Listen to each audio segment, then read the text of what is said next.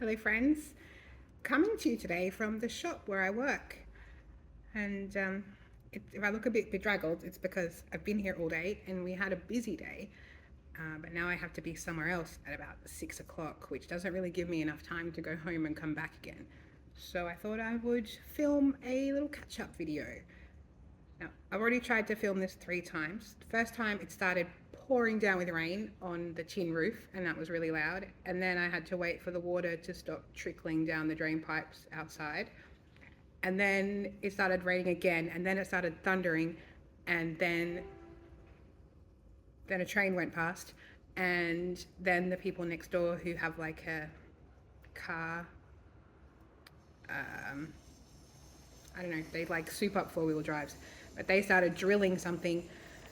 So this video may never actually make it anywhere, but I have the time and I have nothing else to do right now, so I thought I would have a chat with you. Speaking of the shop where I work, it's called My Fabricology. It is in Bayswater here in Perth. Oh, my name's Tamsin. Hello. And I run an online quilt shop called Brave Little Buckaroo. I also offer long arm quilting services from my home. And this is my YouTube channel where I talk about all the crafty things that I do and make and buy and sell.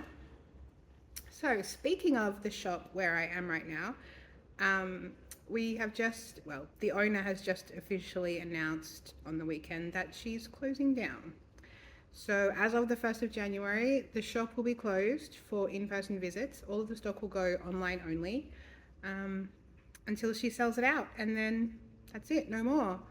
So yeah, there goes my job, which is okay. I mean, I've known this was coming for a while.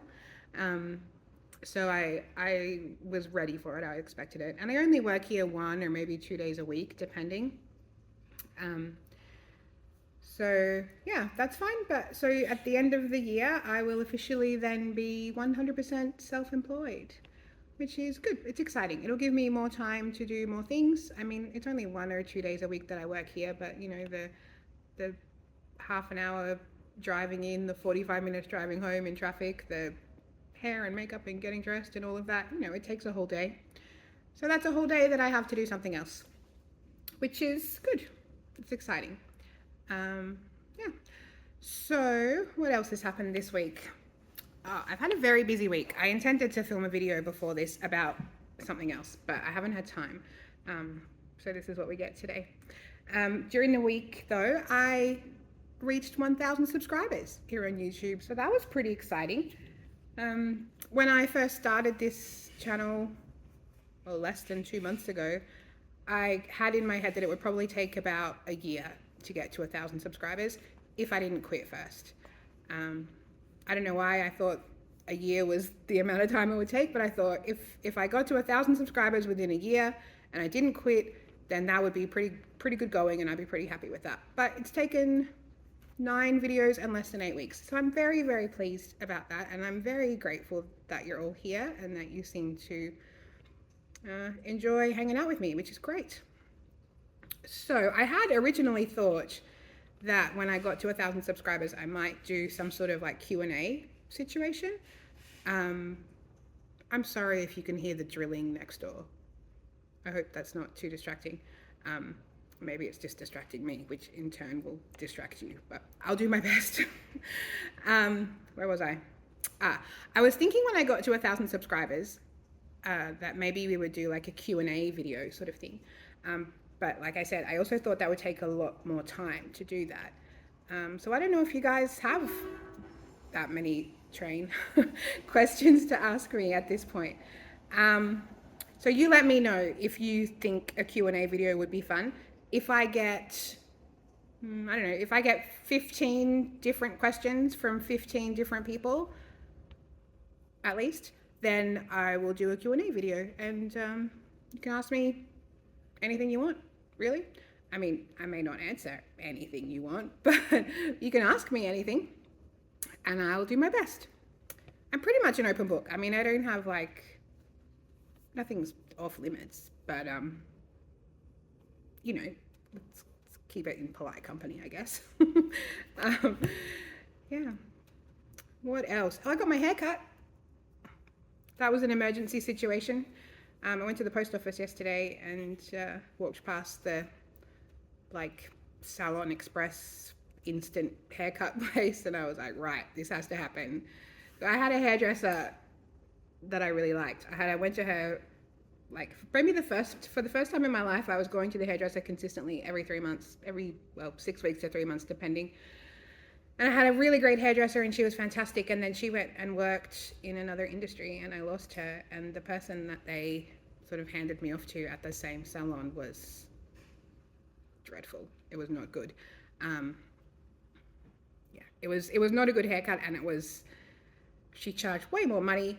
Anyway, I don't know why I'm telling you about my haircut. I got a haircut. It's not the best haircut in the world, but it was cheap and it was done like in between jobs. So that was good. What else have I got to talk about today? I was going to do a bit of a shopping haul because I bought some fabric bits over the last week as well, but those things are at home. So sometimes on a Tuesday after work, I have to hang around here and wait for my other 6:30 thing, because I don't have time to drive all the way home and come back again. So sometimes I sit in here and work on projects. And today I brought my English paper piecing to work on. And these are just, what are they called? Grandmother's flowers? Pexi flowers. So it's just one hexagon in the middle and 6 hexagons around the outside. And I've made a whole bunch of them in just different shades of pink and yellow, and some white as well, or white backgrounds with pink and yellow in them. And then one day that will just be a big quilt of all hexi flowers. It's just an ongoing project that I've been working on for ages. I have 3 in progress English paper piecing projects on the go. I don't do a lot of English paper piecing. I kind of have to be in the mode for it. I do really like it, and it'll be done someday. I have probably 3 or 4 full kits with like the pattern and templates and papers for different quilts that I'm gonna get to someday. I'm sure I will. I might, if I can sort myself out and figure out how to put the camera and stuff, maybe I'll show you a bit of stitching and show you how I do my English paper piecing. It's probably no different from how anybody else does it, but it might be fun for you to have a look. So during the week I did do a little bit of filming, like some sort of vloggy type filming. I was just sort of picking up the camera and recording what I was doing. And one of the things that I did do was attach the binding to a quilt on my long arm machine, or on the frame with my long arm machine. So I did film that. I didn't know if anybody is interested in seeing that, but I might post some things, some long arming content about how I do different things. I know when I first got my machine, it was really helpful to see how other people do things, and the only way really to do that is on YouTube. So it may not be interesting to many of you, but if people do need to know how to do it and they look for it, then it probably will be helpful if they can find it. And then I also was doing some gardening sort of stuff as well, and I filmed that, which brings me to my next question. I'm not just talking about this for no reason. I'm thinking about doing Vlogmas. How do we feel about that? Do we watch Vlogmas? I do sometimes. There are a few people that I love to watch. I know it can get a lot, like to see so many videos coming out every day, and maybe people just get a bit bored and don't like them. But I also, on one hand, it feels insane to try and film and edit 24 videos for 24 days. That seems insane to me. But also, things being insane doesn't necessarily stop me from wanting to do them.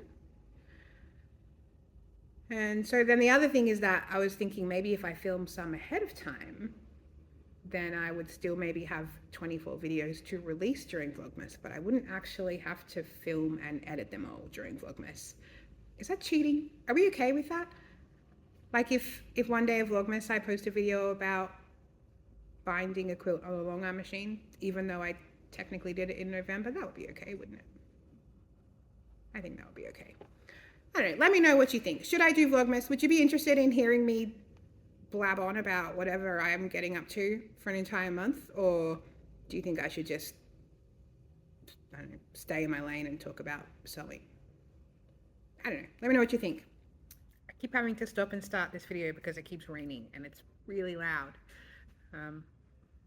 But I will continue to do my best and stop and start a bit in between. Oh, I forgot to show you what I'm wearing.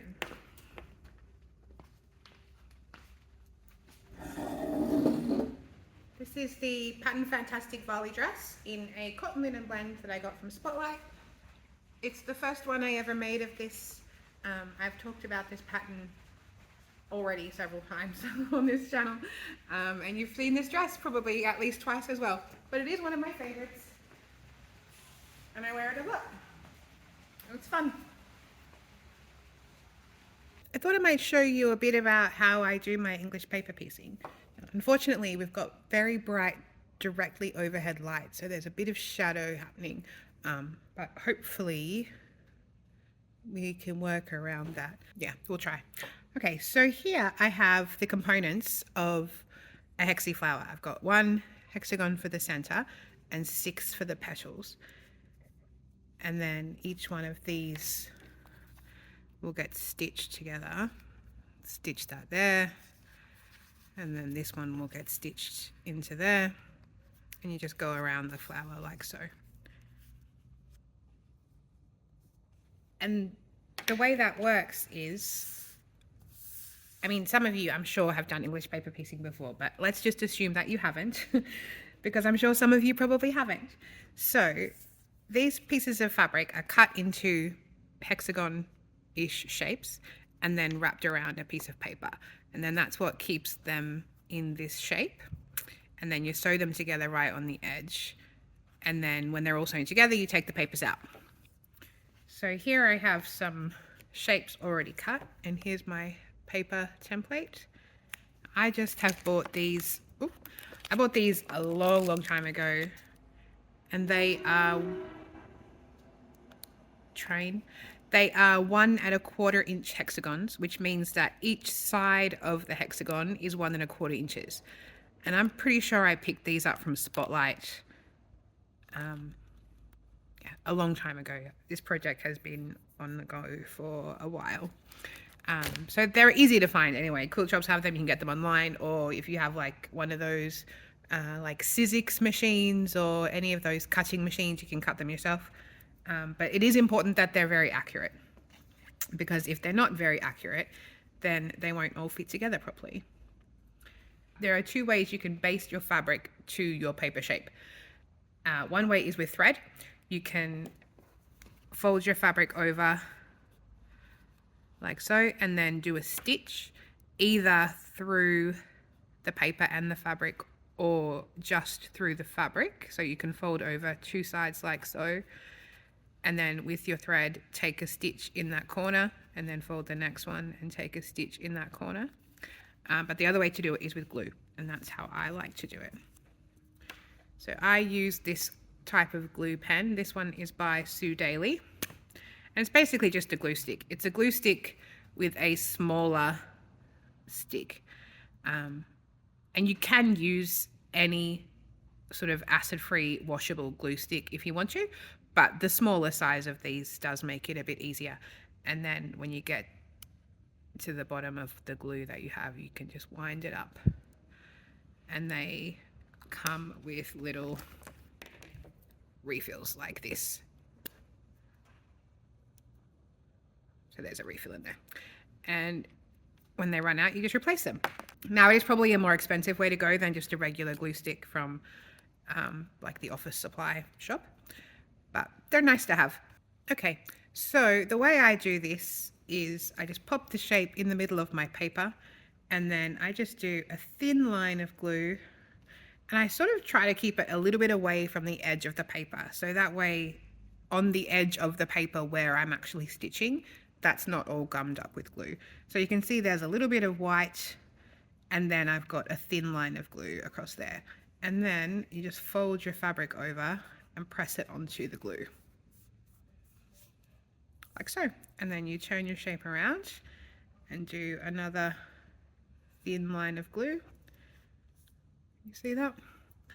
And then fold your fabric up And you don't want to stretch your fabric so tightly that you warp the paper underneath or even stretch your fabric around it, but you do want it to be firm and right up against the edge.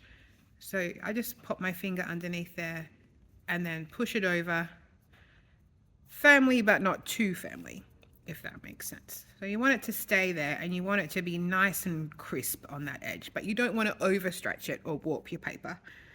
And then you just go around your shape. And this process is the same for any shape, really. It doesn't have to just be hexagons.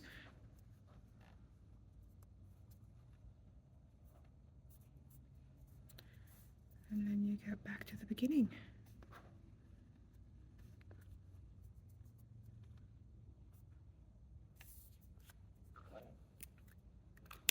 And that's one basted hexagon. So I'll do 6 of them to go around the outside, and then I'll do 1 for the center, and then we can start sewing them together. Do you guys do English paper piecing? Is that something that you enjoy? Like I said, I have a few projects on the go, but I don't do it a lot. If I need a portable project, if I need a portable project, I will normally take my knitting. And if I'm doing hand sewing, I sort of tend to reserve hand sewing time for binding quilts. I always machine sew the binding to the front of my quilt and then hand sew it to the back. That's how I like to do it. So if I have the time to sit down and do some hand sewing, there's almost always a quilt that I could be binding. So I have to really make a conscious effort to do English paper piecing. The other type of paper piecing that I do also like is foundation paper piecing, and that's where you use a paper with a pattern printed on it, and then you put the fabric onto the paper, and then you actually sew through the paper with your sewing machine. Do you guys do that? Tell me in the comments what you like to do. What's your favorite type of quilting? Just regular traditional machine quilting, or are you an English paper piecer? I think in England they just call this patchwork. Is that right? Do we call it English paper piecing and they just call it patchwork? I mean, is that kind of like how, French kissing in France is just kissing? Is that a thing? I don't know. French fries, maybe? French fries in France are just fried potatoes? I don't know. I'm just talking nonsense now. Okay, I'm going to finish basting these hexies and then I'll come back and show you how I sew them together. Okay, I'm just on to my last one now, and I'm just going to show you a couple more things, or make a couple of points. So ideally, you want your fabric to be a quarter or 3/8 of an inch larger than your paper template all the way around. But it doesn't have to be super accurate. Now you can buy acrylic templates that are the exact right size. So then you can trace around them or use a rotary cutter to cut around them, and then you can get your fabric to be exactly the same shape and exactly the right size to go around your paper templates. But for my purposes, usually what I do is kind of close enough is good enough. So this is not a perfect hexagon in the fabric, and it's not a perfect quarter or even 3/8 of an inch around the outside. And in fact, I've almost got a tiny 7th side over there of my hexagon, but that's okay. It will still work just fine. Maybe you don't want it to be too oversized because then it might get a bit bulky. But it doesn't have to be perfect. That's why we're using the paper. So the paper is what gives you the accuracy. So even if your fabric is not cut perfectly, it's going to be fine. I would just say to make sure you do have enough of an overlap. If it's much less than a 1/4 inch, then you might not have enough seam allowance and they could come apart somewhere down the track. But if it's a bit too big or a bit wonky or a bit not quite the right shape, that's not going to be a problem. Okay, what color should we do the middle of this? I've kind of started doing all of the middles, if you can see. All of my middles of my flowers are some kind of sort of checkered shape. This one is a bit sort of vaguely checkered, but I think it still gives the same vibe. So yeah, I think those are the 4 variations that I've done so far.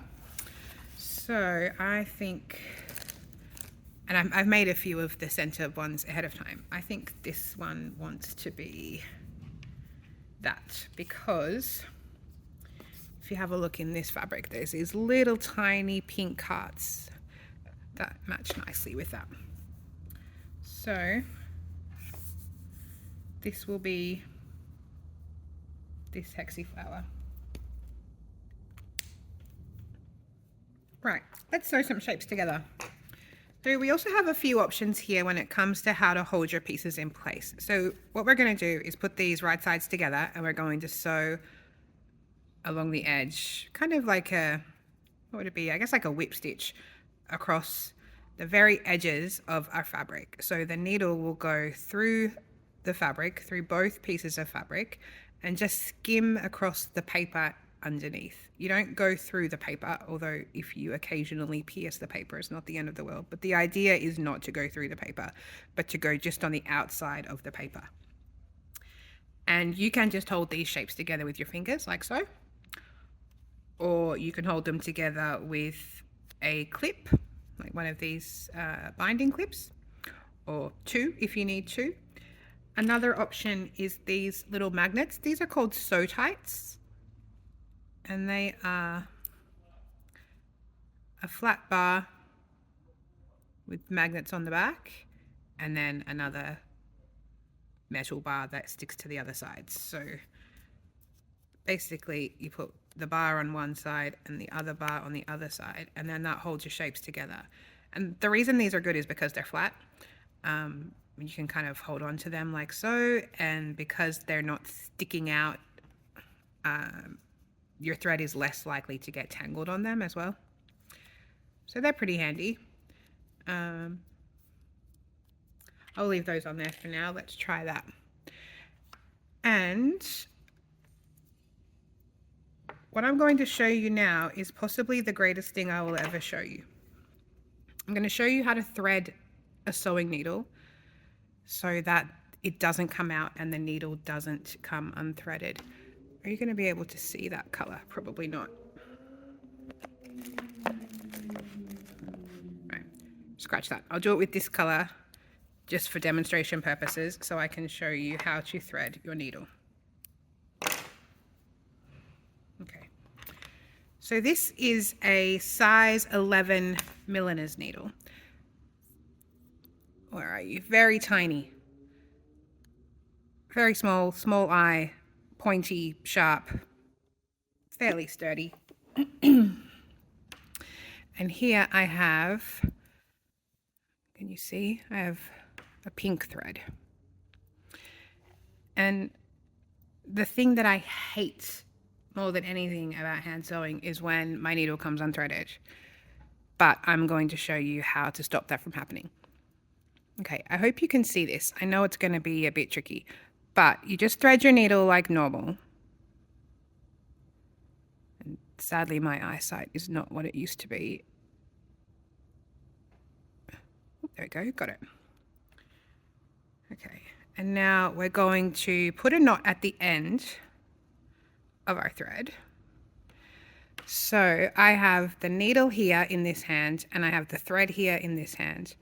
And I'm going to put them in between my fingers crossed over. So the needle's going this way and the thread's going that way. And I'm going to pinch them like that, and I'm going to wrap this around, wrap the thread around the needle, I don't know, maybe like 8 times. And then I'm going to hold it with that finger, and then I'm going to pull the needle through. This is not the part that stops it from coming unthreaded. This is just the part that has a knot in the end, so you can bury it. Okay. So there's a notch there. I mean, you can do your knot any way you like, but that's called a quilter's knot, and that's how I like to do it. This is the important part. So I've got my needle here, and I've got my thread here, and there's a tail of, I don't know, 4 or 5 inches maybe. And what I'm going to do is I'm going to hold the thread in between these fingers. I'm going to take my needle and I'm going to put the needle between my fingers to pierce the thread. So the needle is actually pierced through that strand of thread. It's in there. So I'm going to do it once, and then I'm going to pull my thread a little bit, and I'm going to do it again. Now, it might be a bit tricky. You might have to try a few times to get it to go through there. And you know that it's got it because when you pull it away, it'll bring the thread with it. So that's 2. And now I'm going to do a third one. I've just gently got the thread between my fingers and I'm piercing it with the needle. There we go. So if you can see that the needle is going through the thread. And then you just slide the needle through there and pull it up tight. And now that's not going anywhere. Did you see that? I'm going to cut this off and try it again just to make sure. And then when you're done and you need to cut it off, just take your scissors and just cut right close to the needle, and then that will just come off. Okay, so we'll try that again. So thread the needle as normal. Sorry, I'm going to have to go away from the camera to thread this, I think, because I can't see. Okay, I got it. So the needle is threaded. And then I've got a bit of a tail here. And then I'm going to take the needle and I'm just going to pierce the thread. 1, 2, 3 times. And then slide that down and pull it back. And it's locked in there. And that, I'm sorry to say, is the peak of the education that I could possibly give you. That is the most life-changing thing I will ever teach you. So enjoy it. Please credit me. All right, let's start sewing. Okay, so we're going to sew one of these sides together. It doesn't matter which one. We just have to attach one side to the center. So what I like to do is take my needle up. So I'm putting it underneath the fabric on this side, up in a corner, and pulling it through. And then hopefully the notch will stop it from coming all the way through. And then I'm going to pierce the fabric on this side. So I'm going through the yellow fabric and then through the pink fabric. It's right on the edge of the paper. And I'm trying not to pierce the paper at the same time. I'm just going through that tiny fold of fabric over the top. And I like to pull the thread most of the way through and then put my needle through that loop and then pull it tight, and that will make a notch. And at the corners, I like to do that twice. So I'm going to go back through basically the same spot I just went through.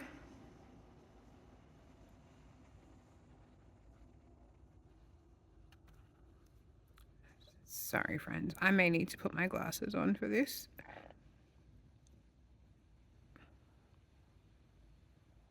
There we go. So through the fabric, leave a little loop, and then put the needle through that loop. So now I've got a double knot there, right on the corner. And then you want to go directly across through the yellow, through the pink, straight across. Don't go diagonally. When you go up to the yellow again, that's the diagonal part. So when you're going through the fabric with your needle, you want to go straight across. And I like to do my stitches, I don't know, maybe 2 millimeters apart, maybe 3. They don't need to be super close together, but it's kind of the closer the better, but only to a point. If you go too close, then you've actually got too many holes in your fabric, and it doesn't make it any stronger. It probably actually makes it a little bit less strong. So I probably make my stitches about 2 millimeters apart, I would say. And then you just go all the way across to the other side.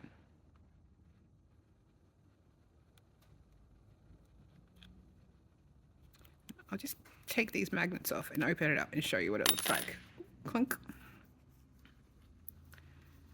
So I'm using a pink thread right now. I meant to change it, but I forgot after I showed you how to thread it. So this is actually probably a bit dark. I should have been using I should have gone back to this thread, but I'll finish this side and it will probably be fine.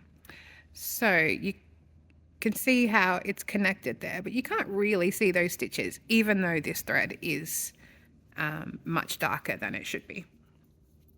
So I will go up the whole side of this shape and then come back and show you what I do next. Okay, so I've come to the end of this first side. Oh, and I changed my thread back to the proper color. Just got a couple more stitches to do here. I've put my glasses on, so that helps. One thing I'm also struggling with is I have fingernails now, which I traditionally have not been able to grow my fingernails. And they are growing now, and they're probably as long as they've ever been, to the point where I have to sort of cut them because they get too long. But I apologize that they're not nice and painted and all of that, because I'm just not good at that stuff. And I'm a very busy lady, so the amount of time it takes for nail polish to dry is like just not the time that I have. Anyhow, we've come to the end. I'm on the very corner of this side here, and I'm going to end this side the same way I began it. So I'll do a stitch, and then I'll do another stitch in the same place, and I'll put my needle through the loop and make a knot, and then maybe even another one again in the same place, put my needle through that loop and tie a knot. And so that's where we are. And you can probably even see, you can tell the difference. This first sort of ½ inch or so, I used the darker pink thread, and then I switched to this sort of beige color, and that actually is completely invisible. I don't think you can see that at all. So yeah, try to use a thread that matches the fabric that you're using. Okay, so what we're going to do now is we need to put another side in. So that will go there. And your choices then are, you can either sew all of your petals to the center and then come back later and sew them together. Or you can go from the outside to the center and then across, or you can go from the center across and to the outside. So I probably will do that. I don't think that there is a right or wrong way to do that. Maybe there is, but again, as always, if I'm showing you how to do something, I'm only showing you how I do it, not how you have to do it or how you should do it or the best way to do it or the only way to do it. This is just how I do it.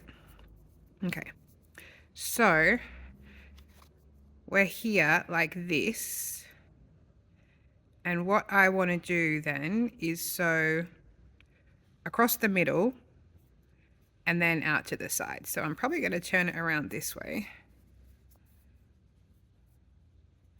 So I want to sew across there, and then when that's sewn together, I'll open it out, and then we'll actually fold this in to sew across the other way.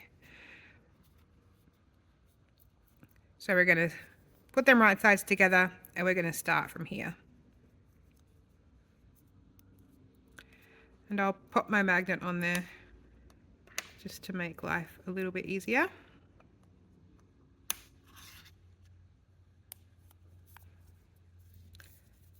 Make sure those are perfectly lined up on the edges.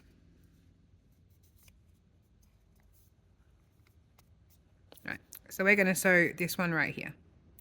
Now the problem is my thread is over here, but I'm just going to take a couple of stitches. We've already tied a knot in that corner, so that's not going to go anywhere. So I'm just going to take a couple of stitches in the seam allowance to get my needle over to where it needs to be. And I'm going to come out right on the point of that corner there. And then because I want to sew from right to left, I've turned it around. Okay, so we're going to sew this seam right here. And once again, we're going to start at the corner and we're going to take just the tiniest bit. You want to take maybe like just 1 or 2 threads of fabric just on that folded corner. And I'm going to bring it all the way through once. I'm going to bring it through a second time and leave a loop and pull the needle through. And then I'm going to do that one more time in the same place. Leave a loop and pull the needle through. And then I'm just going to do my stitches again, sort of 2-ish millimeters apart. I'm sure there's a number that people say is what you're supposed to do, but again, this is what I do. I also like to wear a thimble.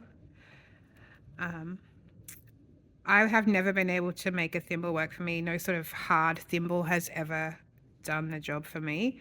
I have tried a few different ones. I tried the silicone ones, but I find they make my finger get really sweaty. I do like, you can get sort of hard, sticky, like either, they're kind of like a felt sort of dot, almost like like a thick band-aid, what that feels like. Or you can get acrylic hard plastic dots that go on the place where you push the needle. But my favorite is the Clover leather thimble. It's the only thing I've found that like really works well for me. And you can see how used my thimble is. And this dark spot with all the like, maybe that's not focusing. There's like a dark spot in my thimble. And you can see sort of all the needle poking that's gone on there. And if not for this thimble, that would be my finger. So I'm very happy to have it. I think I do have some of these thimbles in my shop if you are interested. That, as always, will be linked below. But yeah, so I put the thimble on my middle finger and then I use that to push the needle. And that works great for me. But it took me a long time and a lot of trial and error to find the thing that did work for me. And this is it. So you should try a few different things and see what works for you. Or if you have something that works for you, let us all know in the comments. And so if any of us haven't found something that works, we'll have some things to try. Okay, I'm going to keep stitching till I get to the end of this side and then I'll show you what happens after that.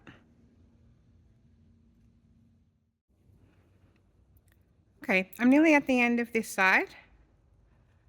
Just got a couple more stitches to go, and once again I'm going to go all the way to the corner and I'm going to pick up this corner and this corner. I'm going to go through once. Now, I always like to do a knot at every corner point, so I'm going to go through twice and run it through the loop. And then I'll go through again and run it through the loop. And then I'm going to take off the magnet, open that up, and we've got 2 sides of our flower attached, but they're not joined in the middle. So the next seam we have to sew is this one. And the way you do that is to fold them over, and it's perfectly fine to fold this paper in half. You can do whatever you need to do to be able to access the seam that you need. It's not going to hurt it, that's fine. I'll pop the magnets back on, and then I'm going to sew all the way up this seam here. And again,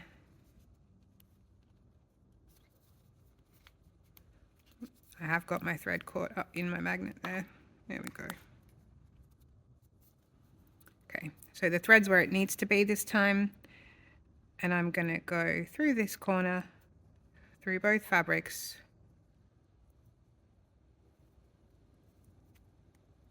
Run it through once.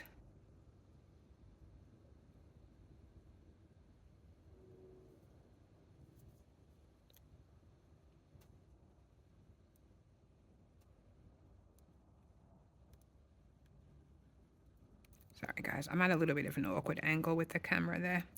Run it through twice and through the loop.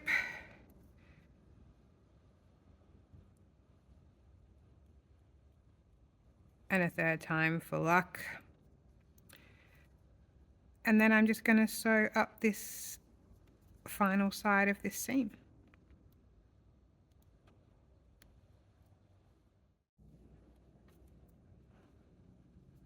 Okay, I've come to the end again, just a couple more stitches.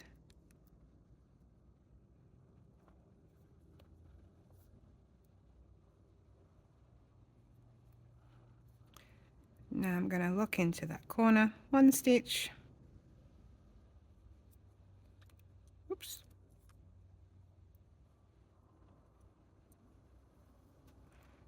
One stitch. Oh dear. One stitch with a notch, and then another stitch with a notch. And then take off the magnet. And there we are. Now the stitches aren't completely invisible, but I mean, they're pretty good. You probably can't see them like from there, right? I mean, if you hold it at an arm's length and can't see them, then I think that's fine. And once it's in a quilt and, you know, quilted and on a bed or on a couch, no one's ever going to look at it as closely as you are looking at it right now. That's what it looks like from the back. And then the next step will be to put another hexie in over here. And again, I would probably go, well, I would either go down that way and then that way, or across there and that way. Either way, whatever makes you happy. If you go that way and then that way, then you could move on to the next one without having to tie off thread. That will be handy. Yeah, but from here, I would probably tie that off and cut that off rather than like tracking all the way across there. Yeah.